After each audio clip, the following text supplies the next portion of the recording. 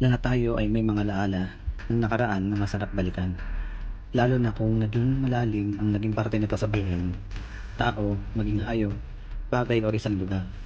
Lugar na madalas magpuntahan noon para magpalipas sa oras, maglibang, magaling, magliling ang kainin sa bahay niyo, sa eskwela, o sa sariling kailangan. Minsan tagpuan niyo mga kababatang makaklasan mo, naging parte ng sa sana, at minsan sa kalimutan. Kaya samahan niyo ako para magbalik ka lang sa sinibar na naunay na ng parte ng nataan natin na ngayon ay isa na lamang ang daan.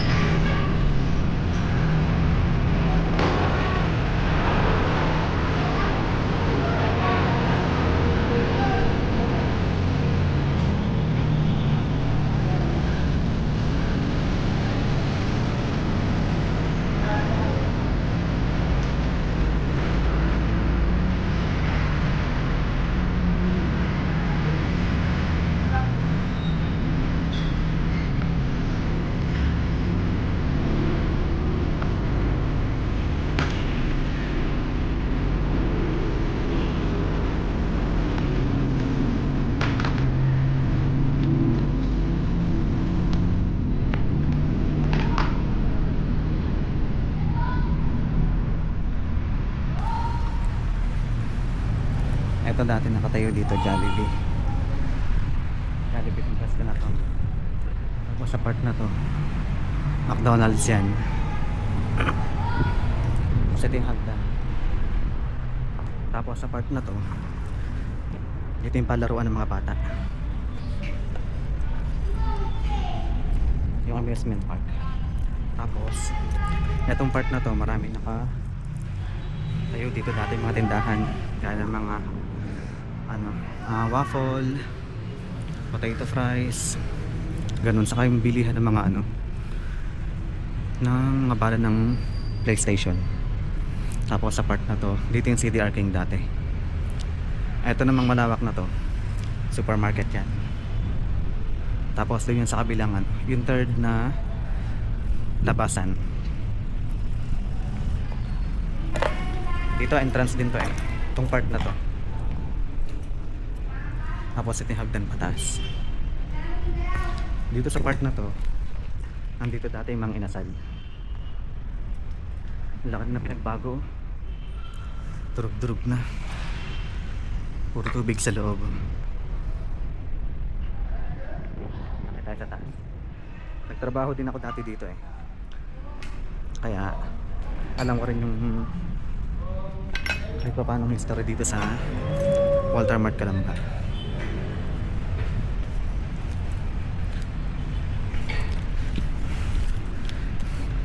Dati itinayo tong Walter Mart taong 1990. Hindi ko lang alam yung eksaktong date kung kailan to naitayo. Tapos nagsara siya nung December 31, 2021. Ito na siya ngayon. Ang laki na ng pinagbago. Sayang. Alam ko kayo rin may mga alaala din kayo dito.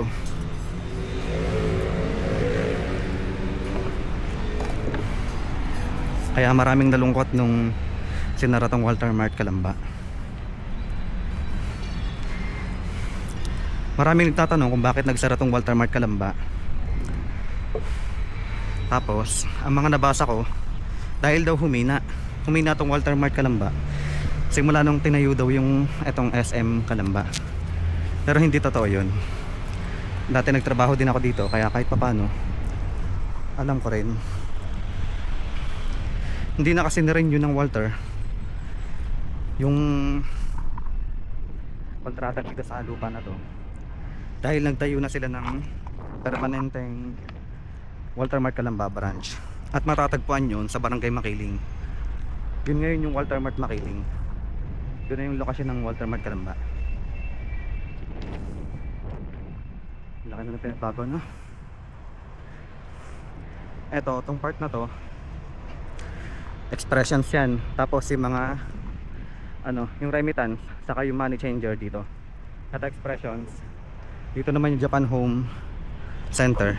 Tapos dito yung part ng Marami nagtitinda dito dati ng mga cellphone. Dito, sa part na to. Tapos dito naman yung Abenson.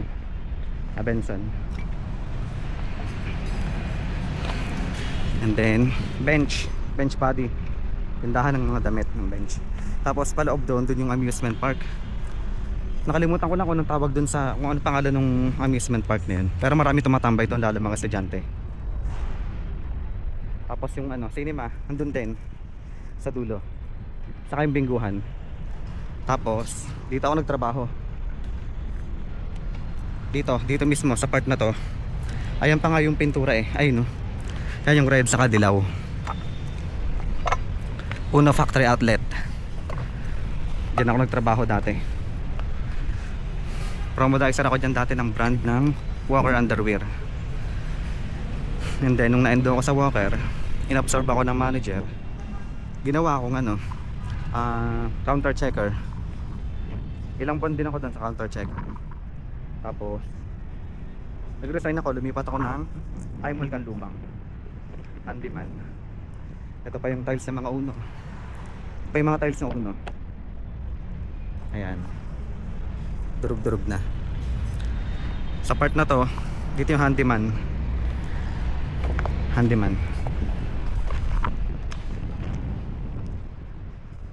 Laki na pinagbago. Sayang no, kung hindi nila sana pinlose muna. Malamang kumikita pa tong Walter Mart eh. Ganda rin no. Malawak din pala siya nung nawala yung mga tenant. Sarap tumambay yung lakas ng hangin.